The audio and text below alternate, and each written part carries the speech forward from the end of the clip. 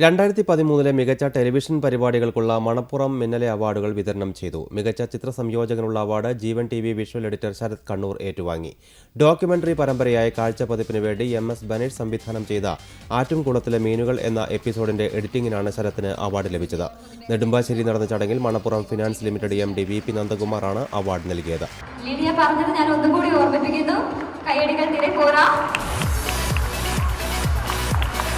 This is the award for the best editor. The award taker, Mr. Sharad Kumar for Jeevan TV. Thank you, Sharad.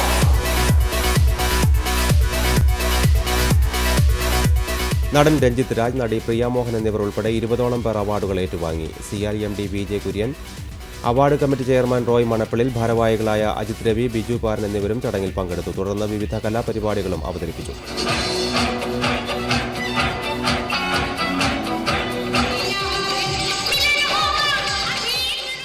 Idavela.